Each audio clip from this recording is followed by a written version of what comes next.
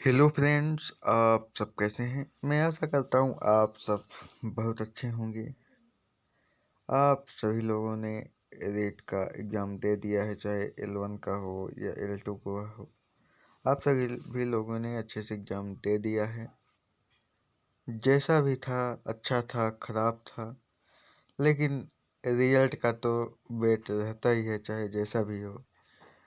अपनी रैंक पता चल जाती है, कितने नंबर मिले और भी बहुत सारी जानकारी मिल जाती है। अपना लेवल पता चल जाता है कि हमारा कहाँ कहाँ दिक्कत गई थी एग्ज़ाम में, हमें कहाँ कहाँ पर सुधार करना है, कहाँ कहाँ पर मुझे समस्या आती है, जैसे कि टाइम मैनेजमेंट या फिर कुछ टॉपिक जो नहीं पढ़ पाए थे, जहाँ से क्वेश्चन आ गया, कुछ बहुत पुराने क्वेश्चन आ गए, कुछ आउट ऑफ सिलेबस हो गया। बहुत सारी जानकारी होती है जिससे कि हमें रिजल्ट से आंसर की से पता चल जाता है। बाकी मैंने आपको आंसर के लिए एक पहले ही सेपरेट वीडियो प्रोवाइड कर चुका हूं, तो अगर आपने नहीं देखा है तो देख लीजिएगा। मैंने प्रोवाइड कर दिया था कि आपका आंसर की कब आएगा। हालांकि मैं आपको यहाँ पर आंसर की, रिजल्ट और कट ऑफ के बारे में भी बताने वाला हूँ। आपका लगभग कितना नंबर है तो आप पास हो जाएंगे, ये सभी जानकारी आज मैं आपको देने वाला हूँ। तो आप चैनल को जरूर सब्सक्राइब कर लीजिए। सबसे पहले वीडियो को लाइक कर दीजिए और अपने सभी दोस्तों में, ग्रुप में, सभी जगह शेयर कर दीजिए, जिससे कि सभी को ये जानकारी मिल सके। तो चलिए शुरू करते हैं। दोस्तों, मैं आपको बता दूं कि जो आपका रेट लेवल 1 का या फिर लेवल 2 का रिजल्ट सेम डे ही आएगा, कोई अलग अलग दिन नहीं आता है। भले मैंने यहाँ पर रेट L1 लिखा है। तो बात है रिजल्ट कब तक भी आएगा, तो RSSB जो चेयरमैन हैं आलोक राज जी, उन्होंने एक ट्वीट डाला था 2-3 दिन पहले। तो उन्होंने ही उसमें बताया था कि कब तक में आपका रिजल्ट जारी करने का प्लान है और कब तक में आपकी आंसर की आएगी। सही जानकारी वो ट्विटर पर देते रहते हैं, अलग अलग एग्जाम्स की। तो इसी तरह से इसका भी दिए थे। तो चलिए देख लेते हैं कि आपका रिजल्ट और आंसर की कब तक में आएगा। तो यहाँ पर मैं आपको डायरेक्ट उनका ट्वीट ही लेकर के आया हूँ, जिससे कि कोई डाउट ना रहे कि मैंने कहाँ से बता दिया, क्या बता दिया। तो यही देख रहे हैं आप उनका फोटो। ये आलोक राज जी हैं। किसी विनोद नाम के लड़के ने उनसे इसके बारे में पूछा था कि रिजल्ट कब तक में देने का प्लान है, आंसर की कब तक में देने का प्लान है। तो उन्होंने बताया था कि जो टीचर भर्ती L1 और L2 की जो प्राथमिक की है, मतलब कि जो आंसर की है, जिसमें कि आप मतलब कि ऑब्जेक्शन लगा सकते हैं अगर आपको कुछ आउट ऑफ सिलेबस या फिर कुछ क्वेश्चन के आंसर गलत माने गए हैं। तो क्योंकि हमने भी देखा है बहुत सारे तो नहीं, लेकिन लगभग 3-4 क्वेश्चन ऐसे मिले हैं जो कि वहाँ पास ऐसा लगता है कि वो मतलब कि पूछे ही नहीं जाने चाहिए थे, क्योंकि उनका ना तो आंसर मिल रहा है ना तो क्वेश्चन सही है। तो कुछ डिलीट भी किए जाएंगे, ऐसा नहीं है कि नहीं डिलीट किए जाएंगे, डिलीट किए जाएंगे आंसर की। तो अगर कुछ ऐसा है तो टेंशन लेने की बात नहीं है, आपको उसके नंबर मिल जाएंगे। तो रीट L1 और L2 की जो प्राथमिक आंसर की है, वो फरवरी महीने के तीसरे या चौथे हफ्ते तक निकालने का प्लान है। तो मतलब यही मान के चलिए कि फरवरी में लगभग वही 20-25 फरवरी तक में या फिर फरवरी लास्ट तक में निकल जाएगी आपके आंसर की। और प्री डीवी रिजल्ट मार्च अंत तक निकालने का प्रयास रहेगा। यहाँ पर देख रहे हैं। तो मार्च लास्ट तक आपका रिजल्ट निकालने का प्लान है।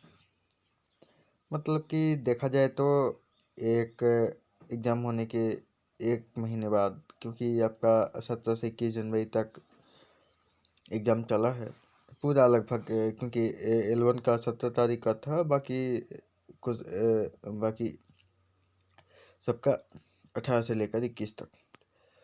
तो लगभग 1 महीने बाद आपकी आंसर की आ जाएगी।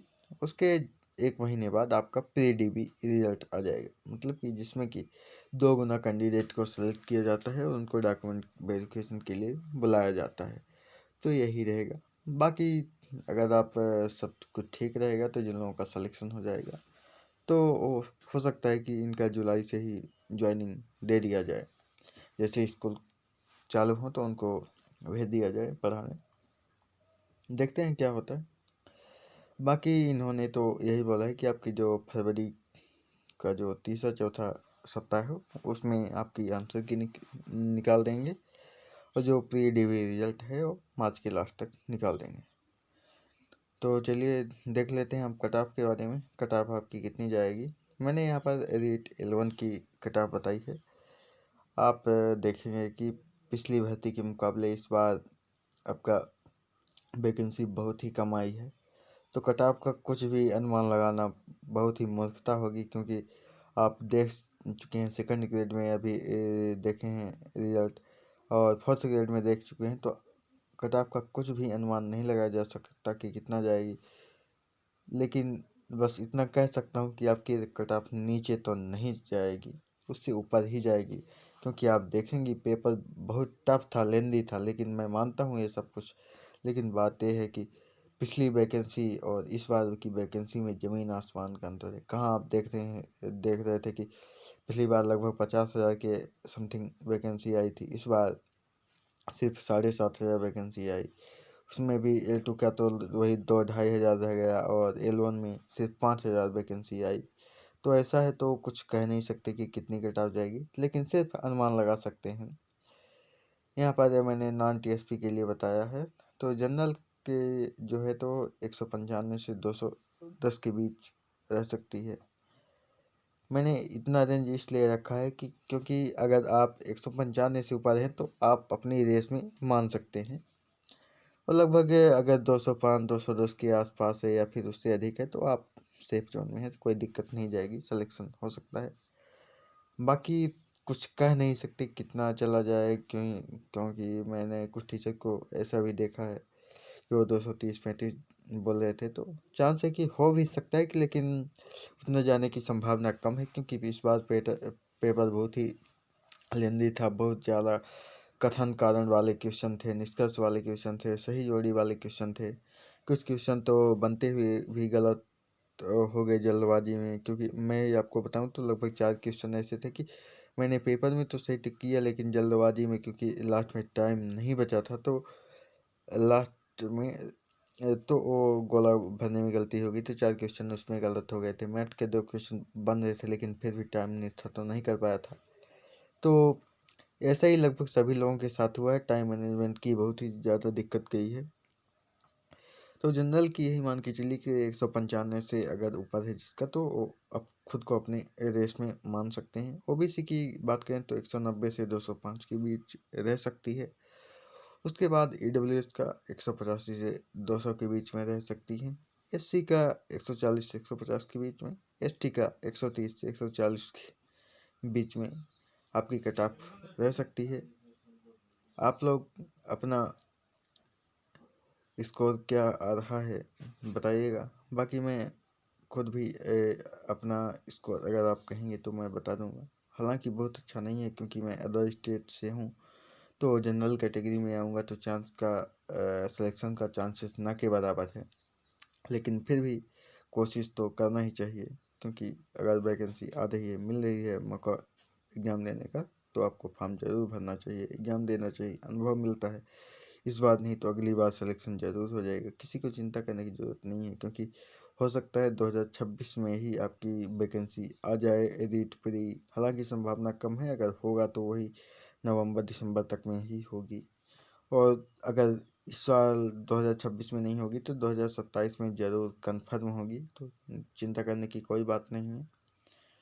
तो यही थी जानकारी। अगर आपको कुछ और भी पूछना है तो मिलते हैं नेक्स्ट वीडियो में, आप कमेंट कर दीजिएगा।